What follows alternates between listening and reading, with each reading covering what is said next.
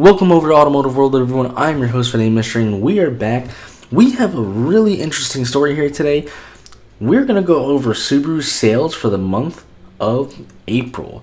Now, Subaru sales, as we can see from the headline here for the month of April, are up 9.5%, but we're actually going to go into a really big deep dive here because we actually have some really interesting mixed results here. So this is actually going to be a pretty long vehicle because when we scroll down to the chart here, you're going to see it. Even though they're up right now, they may not be so up. But let's start off with here, for the month of 2024, compared to 2023, April sales were up 9.5%. Really good for Subaru to see that. The Forester still remains the top-selling model. 85% of Subaru sales were the Subaru Forester, which, Subaru still makes a decent amount of models, and they make a lot of crossovers. For that specific crossover to be 85% of your sales, that is just mind-boggling. The Forester is absolutely printing them money. The new Subaru Solterra as well, their EV, had a best ever month.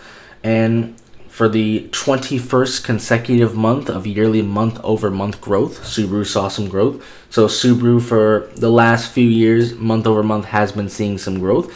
But like I said, we're going to go down and we're going to look and we're going to do a deep dive because the chart has a little bit of mixed results, honestly. Subaru in America, reporting that 55,863 vehicles were sold for April 2024. That's a 9.5% increase over the previous year in 2023 of 51,000, just a little bit over that.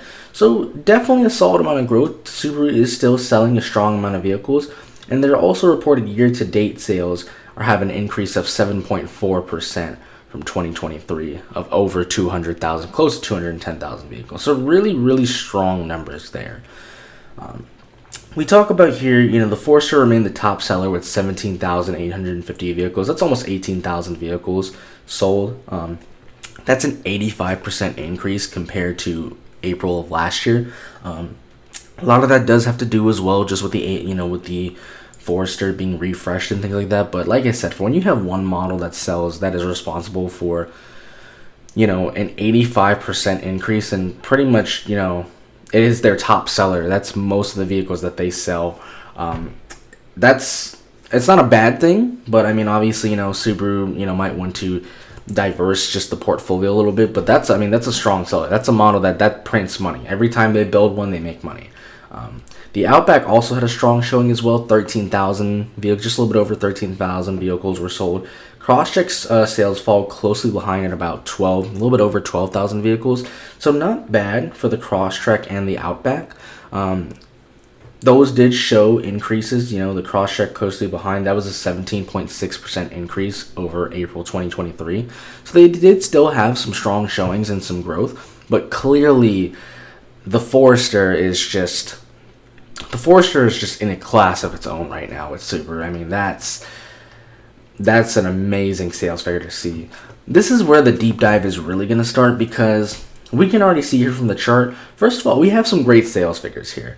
We can already see from, month to month from April of 2023 to 2024, we have more sales. And we can also see already on year to date as well, we have more sales. So overall, sales are up, but we have a lot of different numbers here, which we can see are in the plus and the minus. So this is where our deep dive video is really going to start. And this is where you're going to sit down, relax, get some coffee and stuff, because we have a lot of numbers to just go over and just see as to why, and we can, make those differences out. And we're going to start off here with the Subaru Ascent. And just so you know, we're going to do month of April. We're going to do month-to-month sales first, and then we'll go after and we'll do year-to-date. So we're going to start with the Ascent here. Compared to April 2023, when they sold just under 6,000 units at 5,965. In 2024, they sold 4,975. So they actually had a decrease about almost 1,000 units of, just 10 units away from 1,000 less units. That's a minus 16.6% decrease. That could be, it's an interesting vehicle. Obviously, we do have, interest rates and things like that are in limbo.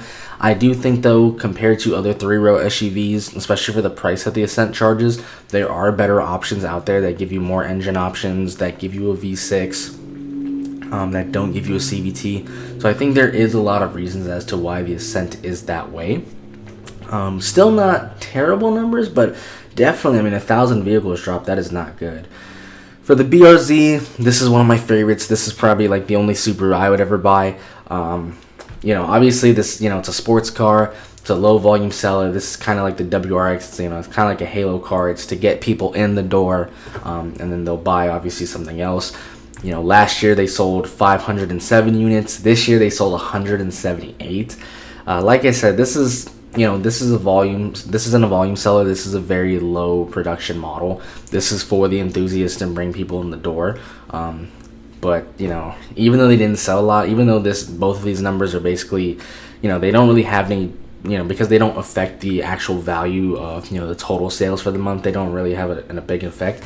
But the drop 65%. I mean, that's just not good. It's not looking good for the BRZ right now. When we come to the Crosstrek, like we said, we have that growth here. It's not too big, but it's definitely considerable. Selling just a little bit over 10,000 units last year, and now this year selling 12,127. That's a 17.6% growth. Definitely a sizable growth. The Forester.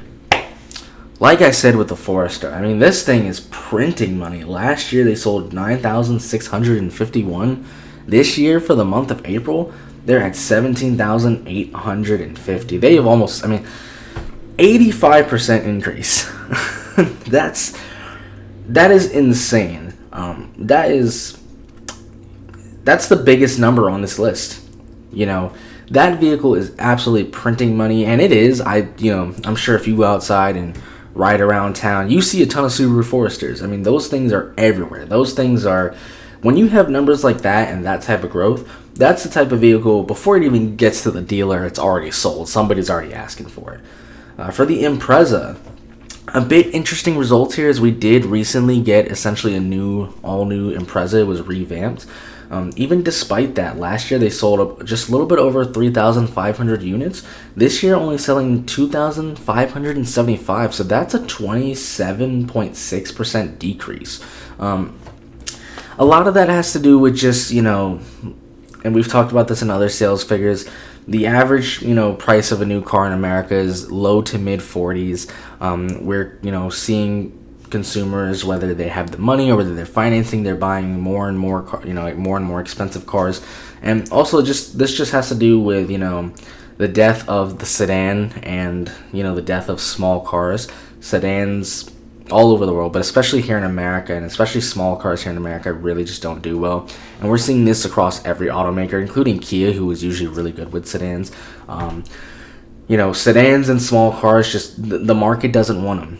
They really don't want them, and unfortunately, that's just also a big kind of contributing factor to the Impreza figures. Also, as well, when you compare like the Crosstrek and things like that, once you're kind of at that price point now, you're not really too far off. So for the Impreza, it's really not a number that you want to see. It really, really sucks to see that, but it's not uncommon within the industry, especially at this time right now. Even with the Legacy as well, this one, rest in peace, because we know this is the last year of Legacy. I really, really like that car. Obviously, I don't like the CVT. That's just my own opinion, but that car, you could get it in that 260 horsepower trim. It had one of the biggest tanks in the industry, so you could get like 570 miles of range. You could get the all-wheel drive. I thought for the price that they charged for that car, like in the mid-30s, I thought it was just an absolute steal. Obviously, with the Legacy, last year they sold 2,494. This year we've sold 1,685. That's a 32.4% decrease. We might see those figures go up, as this is going to be, the last year. We know for, they are going to discontinue production next year, early into, 2025. However, at the same time, Subaru is not selling a lot of Legacies, so those production numbers may still just stay down because there's no point for them to build a car that they're not selling. Really, really sucks to see that, because I really like the Legacy, but rest in peace to the Legacy. That car is on the way out, which also doesn't leave a lot of good room for the WRX, which is not a volume seller enthusiast car, but especially the Impreza, because essentially, you're just gonna have your last, other than the WRX, your only true sedan other than Legacy will be an Impreza, and the sales figures are not far off for that, and they are on a downward trend. So that's really the sedans for everyone is not looking good, but especially for Subaru, it is not looking good for them. For the Outback, this one is a bit interesting. They had decent figures, but it still did have a decrease. So last year they sold 15,263 units. And this year in the month of April they sold 13,131. So they still sold a decent amount. Not bad. It looks like that's the third best seller on the list for this for the month of April. However, that is a 14% decrease. And I think a lot of that just has to do with the price range that the Outback is in. Also for just a lot of consumers, the Forester is just a really nice compact or mid-size kind of crossover. It just offers enough space for a lot of families of 3 or 4. And clearly we can see, the Forester, that's a huge jump. Also with the Forester being, the new features and the redesign, that also has a lot of contributing factors to it. I am still surprised though that the Outback numbers are down. I expected to see some growth there. I wouldn't have expected to see a lot of growth, but I did expect something. So I'm a bit surprised that is down. And then for the Solterra had a huge month. Obviously we know right now EVs are struggling with, every automaker pretty much. Kia did see some growth last year. But EVs, whether it's Fisker, whether it's Tesla, EV sales just as a whole, generally just the market is kind of cooling off, and we're just seeing a lot of companies restructure and go back to hybrids and things. EVs are up in the air right now, and we're just seeing a lot of volatility in that market. So a lot of automakers making EVs are struggling. This is really good numbers, especially for the Solterra, which is obviously built on Toyota's BZ4X.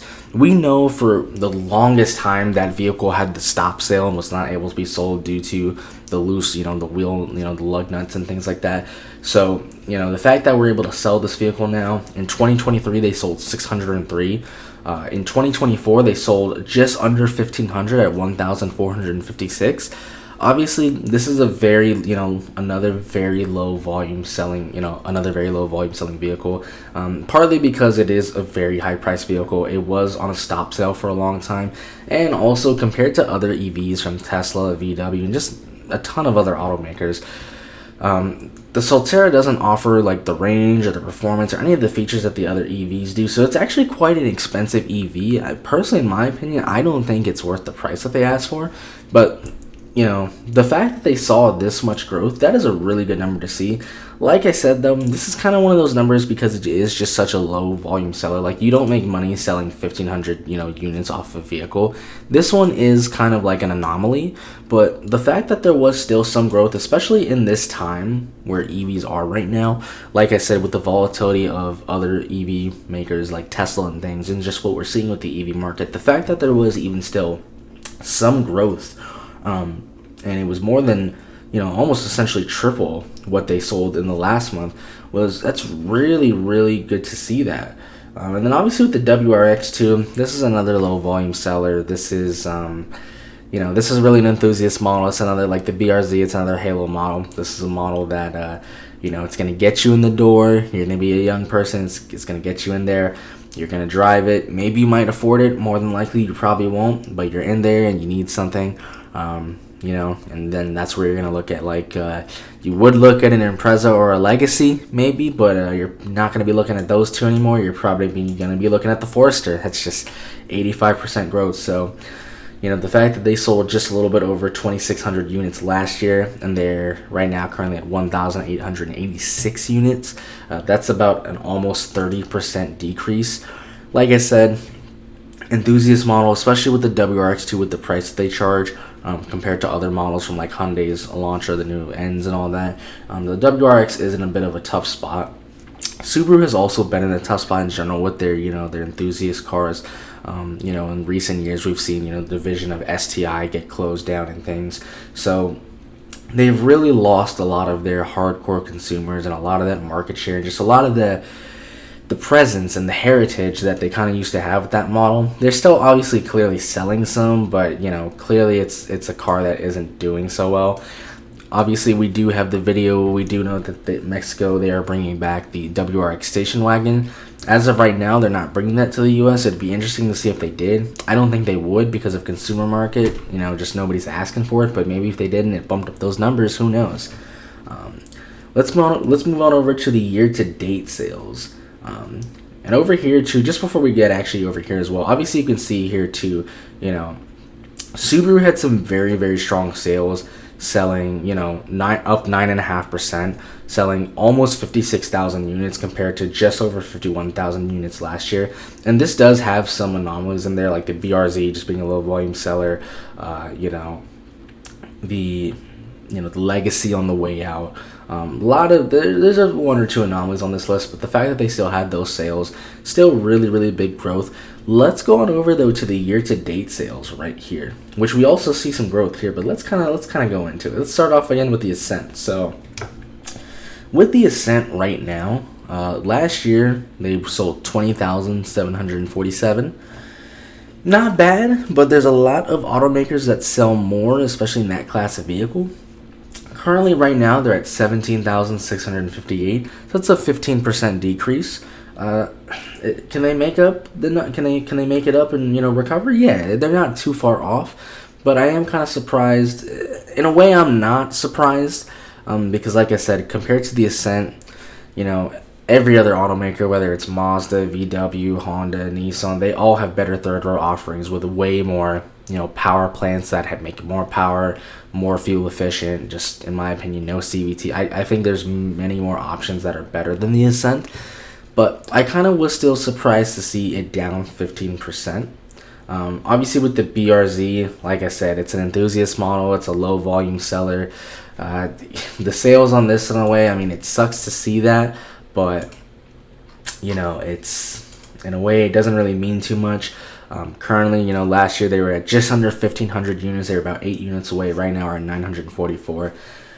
It's almost a 37% decrease. Like I said, it's just something to get you in the door. With the Crosstrek, though, Crosstrek numbers are very close. Last year they sold almost 52,000 units. Currently, right now we're at 50,532. So we're down 2.6%, but those numbers are very close, and we're seeing a good steady amount of growth within the Crosstrek here. So those numbers I'm not too worried about. Those numbers will easily be recovered. For the Forester, huge numbers for the Forester. Like I said, they sold 85% jump for the month of April from last year. For the year-to-date sales, I mean, last year Forester sold just a little bit over 40,000 units. This year, they're already at, 66,396. They're already at like 67,000 units. That's a 66% jump. The Forester is just absolutely printing money for Subaru. And honestly, there's a lot of, you go outside and drive around, you'll see a ton of people driving Foresters. The Forester is not only killing it for Subaru, they are honestly killing the competition. They have found the magic for that vehicle sales-wise. They are doing really good there. With the Impreza, it sucks to see a sedan kind of go down like this. Last year selling almost 12.5, close to 12,500. This year we're just a little bit over 10,000 at 10,009 units. That's a 19.3% decrease.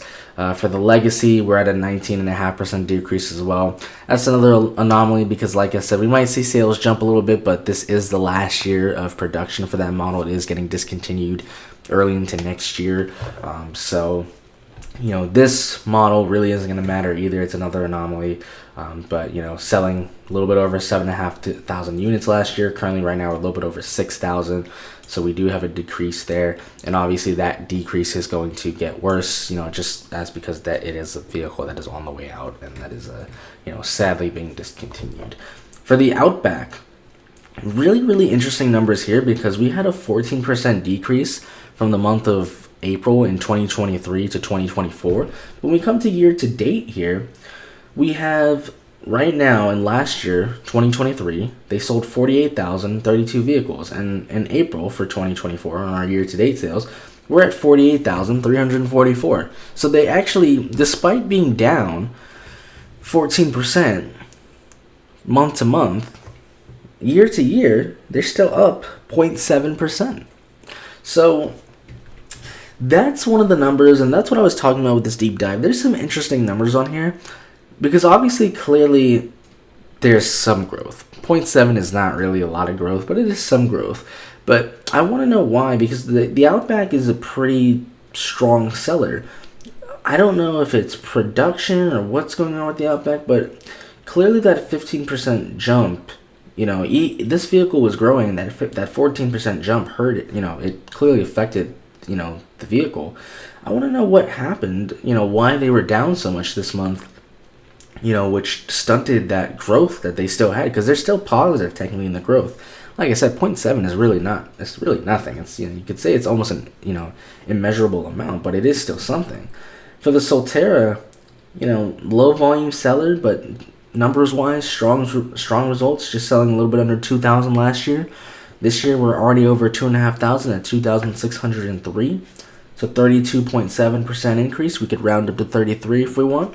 Like I said, a low volume seller, but I think that's really, really interesting to see that jump, that positive growth that's quite substantial despite the low volume, both month to month and year to year, especially in the current situation that EVs are in, just all EV automakers in general, or, and especially like with Tesla and with Fisker, and also just, with the Solterra, like I said, bring back to the BZ4X. I mean, this vehicle forever was on a stop sale, so when you look at other EVs as well, price-wise, personally, I think there's more competitive EVs out there. But the fact that they were able to still see that growth when most other automakers are struggling with EV sales and lots even going back to hybrid, I think that's really interesting, because right now they're one of the few that have seen some sales increases in the EV space. And then obviously the WRX, another low-volume seller. This is an enthusiast vehicle. It's going to be something that gets you in the door. It's going to sell more than the BRZ just because it is a sedan. It is a four-door. It is a little bit, you can say it's a little bit more of a family vehicle. Last year they sold a little bit over 10,000, close to 10,300 units. This year we're at 6,290, so we're almost at 6,300 units. It's a minus a 38.8, almost a 40% drop. Is it doing better than the BRZ? Absolutely. Obviously, the BRZ is a very, very, the BRZ it's a very low volume production car. Keep in mind, obviously, it does share with the GR86 as well. Obviously, those two being the same car. Just the market, though, for the two-door sports cars, it's, even with the MX-5, it's just, they're not, they're there for the enthusiasts. It's the halo car, it brings you in the dealership, but it's not really a high volume seller. And we see that with the WRX as well. Like I said, because it is a sedan, it is a four-door, you can use it as a family car. It does have a little bit better numbers, and it does sell a little bit better, but it is still, even though it did sell more units, it still did have, a lower or a bigger change, a negative change in terms of year-to-date sales. So, both of those vehicles are very similarly in the same spot. Despite that, though, Subaru still saw growth overall, even with a lot of these numbers being down and some of these models being on the way out. Last year, just selling under 1,000, just selling almost under, right here, 194,393 vehicles, almost, a little bit close to 200, but not quite there yet. This year, they're already at 200,000, 208,000 vehicles, almost at 209,000 vehicles. I think by the end of the year, they could easily get into the, close to 210 or even 215,000 vehicles sold. Right now, 208,859 vehicles, which is a 7.4% jump.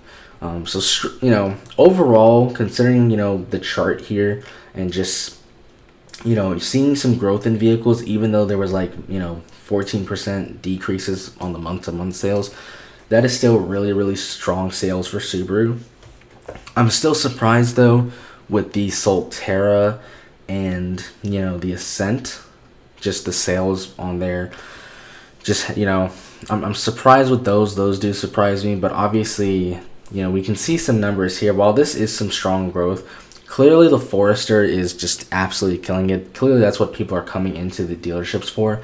And we can kind of see, though, with these numbers here, it's not, I'm not saying to, make the Forester worse. They should keep the Forester how it is and continue to improve on it, because clearly the market is responding to that vehicle. However, clearly we can see Subarus, the sports cars, they don't sell. The enthusiast cars, they don't sell. None of the sedans are selling. And the fact that when you've got one, two, essentially as of right now, other than the Solterra, you've got 2 SUVs making you money. And if you really look at it too, the Solterra is a low volume seller, so even though it's 33% doesn't really matter. The Outback, for whatever reason, had only 0.7% year to date, and that's because of a lot of it is because of the month of April. But when you look at these numbers, every other number is in the negative here, other than this doesn't matter. These 2 numbers don't matter. If you take those numbers out, the only vehicle that had growth was the Super Forester right here at 65.8%, 66%. Every other vehicle was down quite considerably. So yes, while they did have, their numbers were technically up, both month to month and or month to date and year to date, clearly there's really only one vehicle making them money. And you can't really survive off of one vehicle making you money. So while yes, this is positive growth for Subaru as a whole, and it is something that it's a good thing for them, I personally think these are mixed numbers, just because, like I said, you really only have one vehicle that actually is a strong seller. The rest of these vehicles right now don't really seem to be too strong sellers, especially the ones that should be aren't. So is it good? Technically, is it good for Subaru? Yeah, like I said, their sales are up. But personally, I think the results are mixed, and there's really some interesting results here. So it's going to be interesting to see what Subaru does to help diversify the portfolio of the models and what they can do to bring back sales on these other models. That's going to be our deep dive, though, for today, everyone, on this topic. This was a bit of a long video, but I just kind of wanted to do this just because I thought the Subaru had some really interesting sales figures, even though they were up both month to date and year to date. That's going to be it, though. If you guys like these type of videos, let me know in the comments down below. Let me know what you think of Subaru's numbers. Like and subscribe on the video, subscribe to the channel. It really helps us out here. But that's going to conclude our topic here. So thanks for watching, everyone.